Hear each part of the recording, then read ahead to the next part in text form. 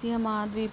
Asia शब्द की उत्पत्ति हिब्रू भाषा के आंसू से हुई है, जिसका शाब्दिक अर्थ है उदित सूर्य। तो एशिया का अर्थ क्या होता है? आंसू से हुई है। ये हिब्रू शब्द है, हिब्रू भाषा का शब्द है। इसका अर्थ होता है उदित सूर्य। यह संसार का सबसे बड़ा महाद्वीप है। यह विश्व के लगभग 30% क्षेत्रफल पर विस्तृत है। इससे होकर 3 प्रमुख अक्षांशीय वृत्त विषुवत, कर्क और आर्कटिक गुजरते हैं। तो जो एशिया महाद्वीप से 3 अक्षांशीय वृत्त गुजरते हैं, विषुवत वृत्त गुजरता है, कर्क और अंटार्कटिक गुजरता है, मकर नहीं गुजरता है। तो ये याद रखना है कि मकर जो है एशिया से नहीं गुजरता है, विषुवत, कर्क और अंटार्कटिक वृत्त गुजरते हैं। एशिया के उत्तर में आर्कटिक महासागर, दक्षिण में हिंद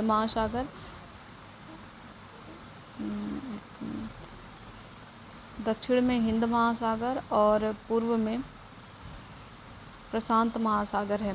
तो एशिया के उत्तर में आर्कटिक महासागर, दक्षिण में हिंद महासागर और पूर्व में प्रशांत महासागर है। पश्चिम में यूराल पर्वत, कैस्पियन सागर, काला सागर, भूमध्य सागर एशिया और यूरोप की सीमा बनाती है। तो भूमध्य सागर जो है वो एशिया और यूरोप की सीमा बनाती है। एशिया और यूरोप की जो सीमा बनाने वाली है वो है यूराल पर्वत है, कैस्पियन सागर है, काला सागर है और भूमध्य सागर। तो यूराल पर्वत, कैस्पियन सागर, काला सागर और भूमध्य सागर ये जो है एशिया और यूरोप की सीमा बनाती हैं। लाल सागर और स्वेज नहर एशिया को अफ्रीका से अलग करती है। लाल सागर, स्वेज नहर एशिया को अफ्रीका से अलग करती हैं। बोरिंग जलसंधि एशिया को उत्तरी अमेरिका से अलग करती है। जो बेरिंग जलसंधि है वो एशिया को उत्तरी अमेरिका से अलग करती है। यहाँ विश्व की लगभग 60% जनसंख्या, सर्वाधिक जनसंख्या वाला महाद्वीप निवास करता है एशिया में। एशिया महाद्वीप में अति प्राचीन युग के स्थलखंड अंगारा लैंड, रूस एवं चीन। जो अंगारा लैंड है उस रूस और चीन को अंगारा लैंड कहते हैं। गोंडवाना लैंड प्रायद्वीपीय भारत। तो जो प्रायद्वीपीय भारत है वो गोंडवाना लैंड है, और जो रूस और चाइना है उसे अंगारा लैंड कहते हैं। रूस और चाइना को अंगारा लैंड कहते हैं और जो प्रायद्वीपीय भारत है उसे गोंडवाना लैंड कहते हैं। एशिया महाद्वीप के 3 प्रमुख प्रायद्वीप हैं। पहला है अरब का प्रायद्वीप, दक्कन का प्रायद्वीप और इंडोचीन का प्रायद्वीप। एशिया महाद्वीप के 3 प्रायद्वीप हैं। पहला है अरब का प्रायद्वीप और दूसरा है दक्कन का प्रायद्वीप और तीसरा है इंडोचीन का प्रायद्वीप। तो अरब प्रायद्वीप विश्व का सबसे बड़ा प्रायद्वीप है। तो अरब प्रायद्वीप कौन सा सबसे बड़ा प्रायद्वीप है? तो अरब प्रायद्वीप विश्व का सबसे बड़ा प्रायद्वीप है। एशिया की नदियों को सभ्यता का पालना एवं एशिया महाद्वीप को सभी धर्मों का आद्य भूमि कहा जाता है। तो एशिया की जो नदियां हैं उसे सभ्यता का पालना कहा जाता है, और जो एशिया महाद्वीप को सभी धर्मों की आद्य भूमि भी कहा जाता है। एशिया में विश्व का सबसे ऊंचा पर्वत शिखर हिमालय पर्वतमाला श्रेणी का माउंट एवरेस्ट है, जो नेपाल में स्थित है। इसे सागरमाथा के नाम से जाना जाता है। विश्व का सर्वाधिक विस्तृत पठार तिब्बत का पठार है, जो मध्य एशिया में लगभग 2 लाख वर्ग किलोमीटर क्षेत्र में विस्तृत है। एशिया में विश्व का सबसे ऊंचा पठार पामीर है, जिसकी ऊंचाई 4875 मीटर है। इसी कारण जो पामीर को विश्व की छत, रूफ ऑफ द वर्ल्ड कहते हैं। तो पामीर को ही विश्व का छत कहते हैं, और एशिया का सबसे ऊंचा पठार पामीर है। एशिया में विश्व की सर्वाधिक जनसंख्या वाला देश चीन है, जो अब भारत हो गया है। एशिया में क्षेत्रफल की दृष्टि से सबसे बड़ा देश चीन था। सबसे छोटा देश मालदीव है। अरे एशिया में क्षेत्रफल की दृष्टि से सबसे बड़ा देश चीन है और सबसे छोटा देश मालदीव है। सबसे बड़ा क्षेत्रफल किसका है? चीन का है। सबसे छोटा मालदीव का है। एशिया में विश्व का सर्वाधिक जनसंख्या वाला देश सिंगापुर में है। सर्वाधिक जनसंख्या वाला देश कौन सा है? सिंगापुर में है। विश्व का सर्वाधिक घनत्व वाला देश, घनत्व कहाँ पर सबसे ज़्यादा है? सिंगापुर में है। एशिया के स्थलरुद्ध जिसकी सीमा समुद्र से नहीं छूती देश हैं, ये देख लेते हैं कि स्थलरुद्ध देश कौन कौन से हैं एशिया के। कजाकिस्तान स्थलरुद्ध है, अफगानिस्तान स्थलरुद्ध है, मंगोलिया स्थलरुद्ध है, नेपाल स्थलरुद्ध है, भूटान स्थलरुद्ध है, तुर्कमेनिस्तान स्थलरुद्ध है, उज्बेकिस्तान स्थलरुद्ध है और किर्गिस्तान स्थलरुद्ध है, तजाकिस्तान स्थलरुद्ध है, लाओस स्थलरुद्ध है। तो स्थलरुद्ध देशों में कजाकिस्तान सबसे बड़ा देश है, जबकि मंगोलिया दूसरा सबसे बड़ा स्थलरुद्ध देश है। तो स्थलरुद्ध देश कौन कौन से हैं इसे देख लेते हैं। Kazakhstan, Afghanistan, Mongolia, Nepal, Bhutan, Turkmenistan, Uzbekistan, Kyrgyzstan, Tajikistan, Laos, ये सब जो है स्थलरुद्ध देश हैं। और स्थलरुद्ध देश में सबसे बड़ा स्थलरुद्ध देश कजाकिस्तान का है और सबसे छोटा देश जो है दूसरे नंबर पर मंगोलिया है। लाओस दक्षिण पूर्व एशिया का एकमात्र स्थलरुद्ध देश है जो पूर्व में फ्रांसीसियों का उपनिवेश था। तो दक्षिण पूर्व एशिया का एकमात्र स्थलरुद्ध देश लाओस है। दक्षिण पूर्व एशिया का एकमात्र स्थलरुद्ध देश लाओस है। यह पूर्व में फ्रांसीसियों का उपनिवेश था। एशिया में सबसे लंबी नदी यांगसी तथा अधिकतम गहराई मृत सागर की है। तो एशिया की सबसे लंबी नदी कौन सी है? यांगसी है और अधिकतम गहराई मृत सागर की है।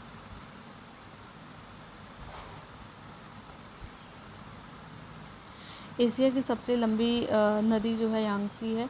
ये याद रखना है कि एशिया की सबसे लंबी नदी कौन सी है? यांगसी है और अधिकतम गहराई मृत सागर की है। एशिया में फिलीपींस द्वीप समूह के पास विश्व का सबसे गहरा सागरीय गर्त प्रशांत महासागर में मेरियाना गर्त है। तो मेरियाना गर्त कहाँ पर है? ये फिलीपींस द्वीप समूह के पास है। फिलीपींस द्वीप समूह के पास है ये मेरियाना गर्त फिलीपींस द्वीप समूह के पास है। 11,022 मीटर गहरा है। विश्व का सबसे गहरा झील बैकाल झील है जो धरातल से 1940 मीटर गहरा है।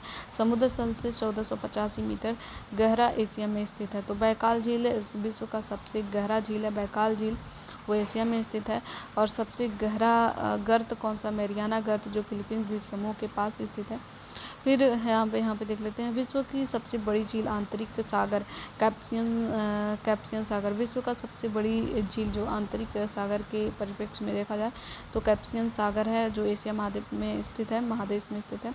रूस के एशियाई भाग को साइबेरिया कहते हैं। जो रूस का एशियाई भाग होता है उसे साइबेरिया कहते हैं। बैकाल झील एवं कैप्सियन सागर साइबेरिया में ही स्थित है।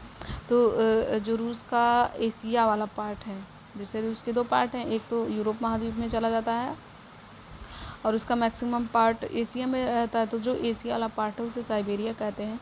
बैकाल झील एवं कैप्सियन सागर साइबेरिया में ही स्थित है। बैकाल झील और कैप्सियन सागर साइबेरिया में ही स्थित है। यहाँ ओवियंसी और लीना जैसी प्रमुख नदियाँ बहती हैं जो आर्कटिक महासागर में गिरती हैं। इनका मुहाना शीत ऋतु में जम जाता है और ये आर्कटिक सागर में गिरती हैं, लेकिन जब शीत ऋतु होता है तो ये जो है वहाँ पे बर्फ़ की तरह जम जाती हैं ये नदियाँ। तो यहाँ पे ये ध्यान रखने वाली बात है कि जो रूस का एशियाई भाग होता है उसे साइबेरिया कहते हैं। साइबेरिया में ही बैकाल और कैप्सियन सागर साइबेरिया में ही स्थित है। एशिया में विश्व की सबसे अधिक ऊंचाई पर स्थित खारे पानी की झील पैंगोंग झील लद्दाख व तिब्बत में स्थित है। तो एशिया की सबसे अधिक ऊंचाई पर स्थित खारे पानी की झील, तो ये क्वेश्चन पूछा जाता है कि एशिया में विश्व की सबसे अधिक ऊंचाई पर स्थित खारे पानी की झील पैंगोंग झील कहाँ पर स्थित है? लद्दाख और तिब्बत में स्थित है। जो पैंगोंग झील है वो कहाँ पर स्थित है? लद्दाख और तिब्बत में स्थित है। एशिया में विश्व की सबसे अधिक ऊंचाई पर स्थित खारे पानी की झील पैंगोंग झील है जो लद्दाख और तिब्बत में स्थित है। एशिया महाद्वीप में विश्व का सर्वाधिक वर्षा वाला क्षेत्र मानसीनराम है जो मेघालय में है। इससे पहले चेरापूंजी सर्वाधिक वर्षा वाला स्थान था। तो एशिया महाद्वीप में सर्वाधिक वर्षा वाला स्थान मानसीनराम मेघालय है, लेकिन इसके पहले मानसीनराम के पहले चेरापूंजी था।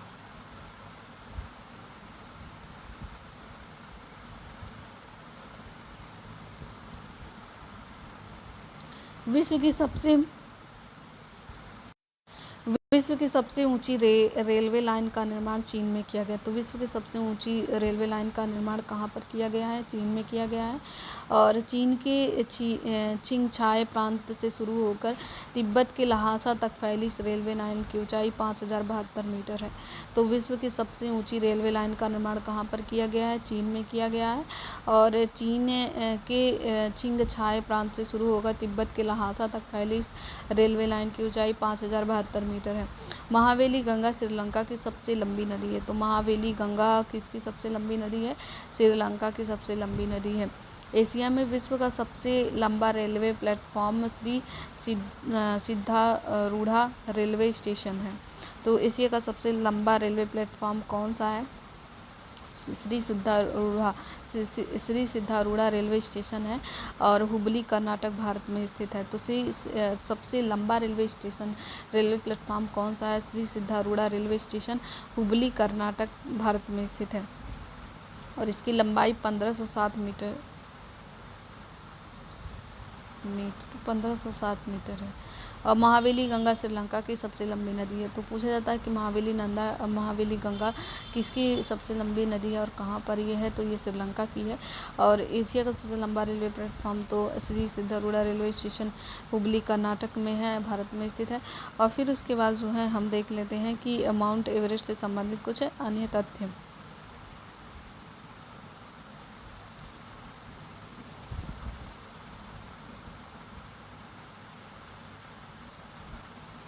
माउंट एवरेस्ट से संबंधित कुछ तथ्य।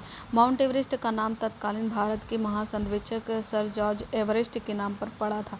तो तत्कालीन भारत के जो महासर्वेक्षक थे सर जॉर्ज एवरेस्ट के नाम पर पड़ा था, जिन्होंने एवरेस्ट की अवस्थिति का पता लगाया। 1830 से 1843 ईस्वी तक भारत के महासर्वेक्षक ये रहे हैं।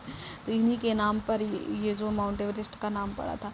विगत वर्षों में एवरेस्ट की चोटी 15 कहा जाता था। विगत के वर्षों में जो माउंटेन एवरेस्ट की जो चोटी है उसे चोटी 15 कहा जाता था।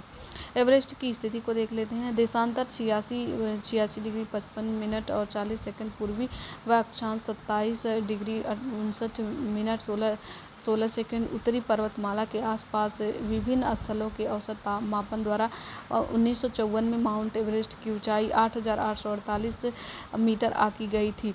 नेशनल जियोग्राफिकल सोसाइटी ने जीपीएस उपग्रह के उपयोग द्वारा 5 मई 1999 को एवरेस्ट की ऊंचाई 8,850 मीटर होने की पुष्टि की है।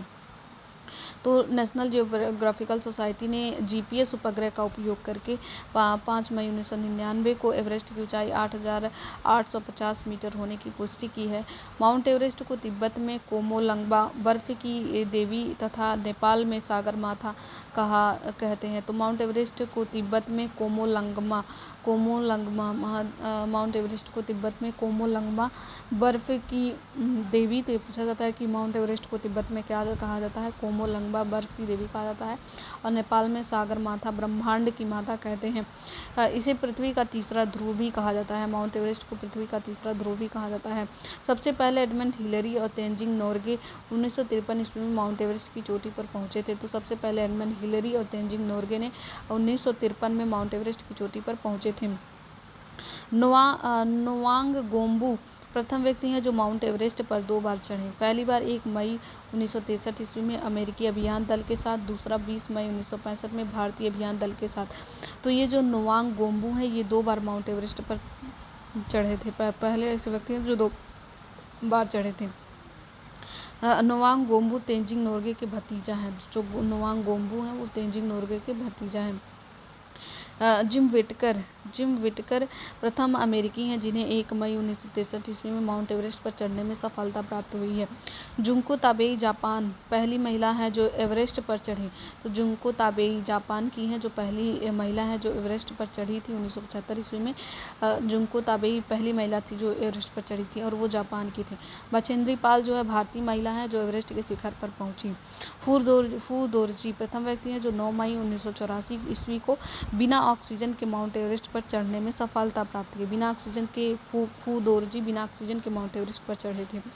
कामी रीता शेरपा नेपाल की सर्वाधिक 23 बार मई 2019 एवरेस्ट पर पहुंचने में सफल हुए। कामी पहली बार 24 वर्ष की उम्र में 1994 में इस चोटी पर पहुंचे थे। तो कामी रीता शेरपा जो हैं वो सर्वाधिक 23 बार माउंट एवरेस्ट पर पहुंचे हैं। ये नेपाल के हैं। कामी रीता शेरपा नेपाल के हैं जो सर्वाधिक 23 बार जो है यहाँ पर पहुँचे हुए थे। विश्व में सबसे कम उम्र 13 वर्ष में एवरेस्ट पर चढ़ने वाला पुरुष जॉर्डन रोमेरो हैं जो अमेरिका के हैं, जिसने 22 मई 2010 को शिखर पर चढ़ने में सफलता प्राप्त की। तो सबसे छोटे उम्र के जो हैं माउंट एवरेस्ट पर चढ़े थे जॉर्डन रोमेरो, सबसे कम उम्र के मात्र 13 साल के थे। इन्होंने जॉर्डन रोमेरो जो मात्र 13 साल के थे अमेरिका के हैं और इन्होंने जो है माउंट एवरेस्ट पर चढ़ा था। विश्व की सबसे कम उम्र 13 वर्ष की उम्र में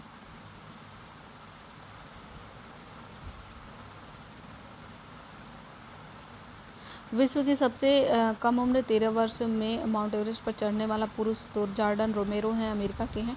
और विश्व में सबसे कम उम्र 13 वर्ष की उम्र में माउंट एवरेस्ट पर चढ़ने वाली अगर फीमेल कहा जाए तो मालवेत पूड़ा भारत आंध्र प्रदेश की हैं, जिसने 25 मई 2014 ईस्वी को शिखर पर चढ़ने में सफलता प्राप्त की। अगर मेल में देखा जाए तो सबसे कम उम्र के 13 वर्ष के थे, जॉर्डन रोमेरो अमेरिका के हैं। और जो है भारत की हैं, जो पहली महिलाएं हैं, जो वर्ल्ड की पहली महिला की जिन्होंने 13 वर्ष की उम्र में यहाँ पर चढ़ी हैं, तो उनका नाम है मालवेत पूड़ा।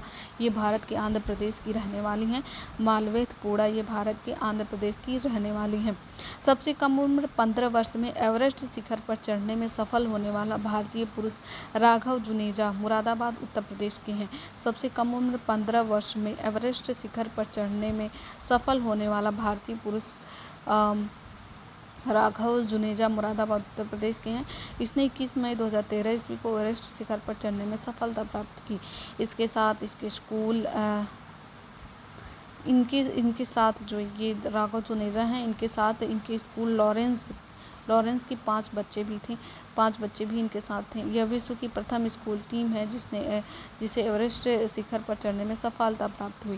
तो ये स्कूल की थी। राघव जुनेजा जो मुरादाबाद उत्तर प्रदेश के हैं, ये इनकी स्कूल टीम थी, 5 बच्चे और थे इनके। तो ये जो है सब स्कूल टीम है जो यहाँ पर चढ़ी थी एवरेस्ट पर, इन्होंने सफलता प्राप्त की थी चढ़ने में। अर्जुन वाजपेयी नेवड़ा उत्तर प्रदेश के हैं, 16 वर्ष की अवस्था में एवरेस्ट शिखर पर 13 मई 2010 को चढ़ने में सफल हुए।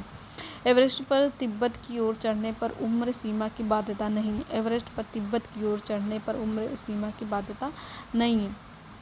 ये याद रखना है कि एवरेस्ट पर जो तिब्बत की ओर वाला जो इलाका है उस पर चढ़ने में उम्र सीमा की बाध्यता नहीं है।